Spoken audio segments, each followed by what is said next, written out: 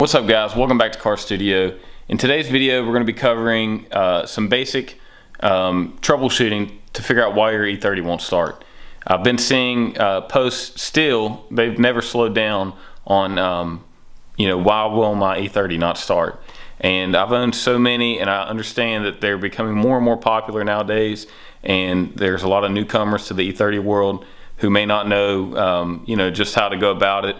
And even on all the threads that are ages old, they go over troubleshooting. It's sometimes nice to just have a visual and actually see hands-on how to diagnose these different types of issues. So with that said, let's get right to it. Now, we're assuming you've already checked for fuel, and don't go by your fuel gauge. These cars are old.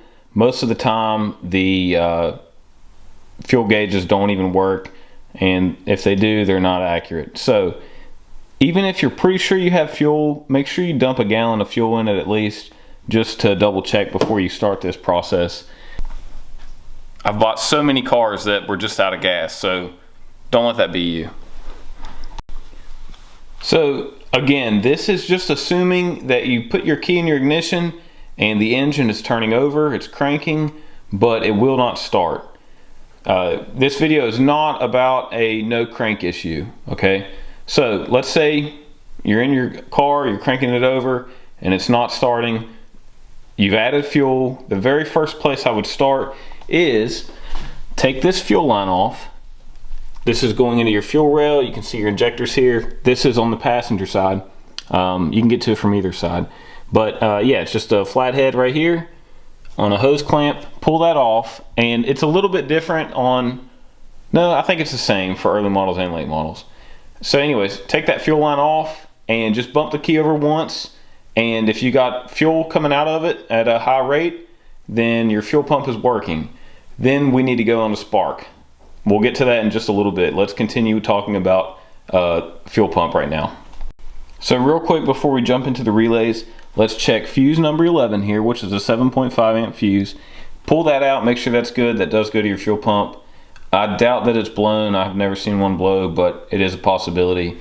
And before anybody gets in the comments, yes, last drive I did notice this is starting to slip off, and yeah, I'll get to that. It's not a big deal.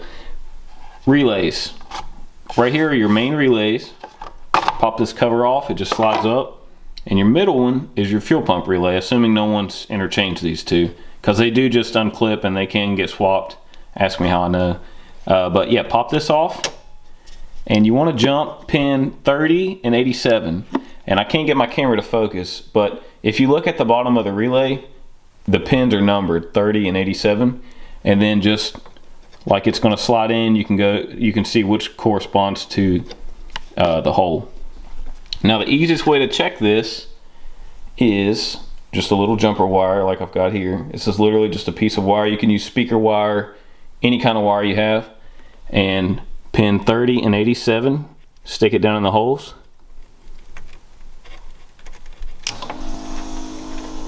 And I don't know if you can hear that, but my fuel pump is running right now. This is my ignition's off. As long as you got power, a battery in your car, then your fuel pump's going to run when you do that.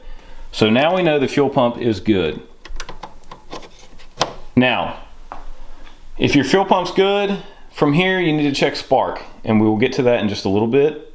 But if your fuel pump didn't come on, then that doesn't necessarily mean the relay is bad or the fuel pump's bad. It could be this other relay. And this right here is your DME relay. Okay, this controls your fuel pump, your DME, which in turn controls your spark at your coil and a number of other things. So let's talk about that for a minute. Okay, so onto the main relay, this one right here. This controls your DME, which in turn sends a signal to your fuel pump relay to kick on. Now, you can bridge this one the same way you did your fuel pump relay, pin 38 and 87. You can jump them with that same wire. However, when you jump them, then you need to go in the car and crank it over and see if it starts. If it does start after doing that, then your culprit is this relay is bad. If it still doesn't start, then more than likely your issue is going to be your CPS, which is your crank position sensor. That sensor is the single most important sensor on these engines and on a lot of cars in general. The CPS sends the DME a timing signal and lets the DME know that the engine is cranking over trying to start. That's what kicks on those relays and kicks on your fuel pump and controls your ignition also. That main relay controls ignition and fuel pump. And so, you know, spark and fuel is what it controls. And with your CPS not reading or not reading properly, it'll kill ignition and fuel pump, or one or the other. And I've seen intermittent issues out of the CPS. I've seen total failures of the CPS. I've seen wires grounding out on the CPS. And let's move to the front of the engine and we'll talk about that just for a minute. Onto the CPS. So right here beside the intake plenum, there's this bracket. And your CPS plug should be right here or right there. Honestly, I'm not sure which one's left or right. When I installed this engine, I got them swapped. These connectors are interchangeable, and that led to a lot of confusion when I was trying to start my car years ago. And the reason I know so much about CPS issues is because this car had one after I rebuilt it. It was just running really rough, and it would always start and take me where I wanted to go, but it just wasn't running right. So I did replace the CPS, and I never routed it the correct way, and that's why it's not in its spot right here. But you know, when I rebuild this engine, we'll fix that. So for now, my connector is right here. And again, whenever you're taking these apart or unplugging these two connectors, either mark them or, you know, don't unplug both at the same time, and you won't run into the situation I did. I don't know why BMW will put two connectors in the exact same spot side by side that interchange, but they do, and they've been doing it for years. So this right here is your CPS wire, and it goes under here from the factory, and it routes around your timing cover on the front of the engine, which is actually metal. And over time, it is possible, if it's not routed correctly or just corrosion and, you know, dry rotting over time, that it can ground out on the metal. And that was my issue when I first put this engine in this car, like I said, like 3 years ago. It ran, but it would just miss sometimes. And one day I had just got off from work and I was fooling with it because it had been bugging me so much. And I touched that CPS wire and it affected the way it was running. It actually shut the engine off. And what it was doing was there was a bare spot on the cable and it was just grounding out on the timing cover. So follow that wire down to the crank position sensor, which is located right on the front of the engine over top of the crank pulley. And it's a 5mm Allen bolt if you got to take it off or change it. But follow that down, make sure it's not grounding out on anything. And if all that looks good, then you need to check the ohm resistance on your connector. So to test your CPS, disconnect it right here. And on the wire side going down to the sensor, there's 2 pins. You need to check resistance on those with a multimeter, and you should be getting 540 ohms, plus or minus 10%. And if you are getting that reading, then that just tells you that it's working. It still could not be working properly, but if you're not getting any reading at all, then you know your CPS is bad. But if you do get a reading and you've gone through all these tests that I'm going to continue showing you, then it's a good bet that it's your CPS, and you need to swap it out with a friend's or a new one. And it doesn't hurt to keep an extra one around, especially if you go on road trips. And with that said, make sure you buy OEM. Never buy an aftermarket CPS for any car, not just an E30, for any BMW, Mercedes, Ford, it doesn't matter. Aftermarket CPSs, they never work correctly. Never. Even right out of the box, brand new, they do not work. So let's move on to the next thing. Assuming your CPS is good, let's move on to spark. Okay, so we've checked so far that we have fuel. We have fuel to the fuel rail. We've checked our CPS, checked our main relay, our fuel pump relay. Let's just assume that we're getting fuel to everything and everything has checked out so far, but we need to check spark now. Now my car is obviously boosted, so I've had to rearrange the engine bay just a little bit, but Your coil will still be in this same area. It'll just be mounted a little bit differently. But these cars are old school. They have a single coil that controls you know, all of your spark, and this is the fastest, easiest way to check for spark. I don't want to peel this off because it's really tight, but so you have a spark plug boot right here, and all you have to do is you know, while you're here, you might as well check these wires that they're tight. There's 2 wires here. Make sure they're tight, and pop that boot off. And you literally, all you got to do is just hold it. Don't hold it in your hand, but move it away from the coil just a little bit to where there's just a small gap, and then have somebody watching while you crank it, or vice versa, and the spark will actually arc between the boot and the coil itself. That'll let you know that you have spark. If you have spark there, you need to go down to your spark plug wires and check them, doing the same test. They may be a little bit harder to do if you don't have a light that, you know, plugs into your spark plug boot and then plugs into your spark plug.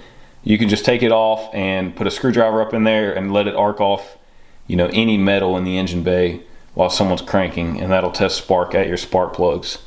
Now, if for some reason you don't have spark, I would check power at your coil right here. Like I said, there's 2 wires going to it, and this right here is your positive. It's marked on the coil that it's positive, and you could just check that with a multimeter or a test light. Make sure you have power going to that while the engine's cranking. Let's discuss a couple connectors under here. They could also be an issue. I want to talk about this connector right here, the C101 connector. This is your main engine harness connector. Connects the engine to your DME through your firewall there. Just disconnect that, check for any kind of corrosion, and if you see any, you know, clean it up, see if that helps. Play with the plug while someone's cranking it over, see if that helps. Just a couple quick troubleshooting tips. The other connector I want to talk about is under the intake, which is a C191 connector. They don't generally cause a no start issue, but I think they cause like hard starting issues, erratic idles, poor acceleration, things like that. That's your main fuel injector harness connector. And same thing as this connector, you know, they can get some corrosion inside, broken wires, grounding out, things like that. Just inspect the wiring harness, take off the connector, inspect the pins in it, make sure they're not corroded or anything like that. Make sure the connection's tight. And if you've got all of that, then your engine should run. Now, if your engine still doesn't start after doing all these things, then you need to look into a DME issue, check all of your ground wires, check this power distribution block over here on your firewall. Right here, there's a lot of power wires that go in here, and they go to all sorts of different things. So yeah, just check, make sure all those are tight, no corrosion, etc. And yeah, your engine should run at that point. Now, just as a quick bonus, if you're not getting any kind of cranking when you turn the key, I'll just point out that it could be your ignition switch itself, which it's very easy to jump wires on the ignition harness to see if that's your issue on these cars. You can hot wire one very quickly. And a car that's sold, that's a very common issue. The ignition goes bad, so it wears out, so it doesn't make contact correctly, things like that. Another thing I want to show you real quick is back here. So back here, there is an inline fuse, and you can see I've already tampered with it, trying to figure out a no ignition power issue one day. So that is an inline fuse. It's a very small, like a flat fuse, and you don't even know it's there. From the factory, it's got like shrink wrap around it. It's very tight, and that fuse can blow, which will kill power completely to the ignition. Again, don't forget about the CPS, crank position sensor. It is the most important sensor on these engines, and it will cause a whole list of issues. So it's not a bad idea to start in that general area when you have an issue with no starting, and also hard starting once it's warm, and cutting out. Just the list goes on. It's forever big. So don't forget about the CPS sensor. Get you a spare one. That does it for this video, guys. I just wanted to show you real quick a couple troubleshooting tips that I've found over the years on a no start issue on an E30. I didn't want to go too in depth. There's plenty of write-ups on the internet. I just wanted some decent visuals and me talking about first-hand experiences on no start issues, and just trying to help out. If you have any questions, drop them in the comments. I'll do my best to answer them correctly. And if you like this video and want to see more E30 content, like and subscribe.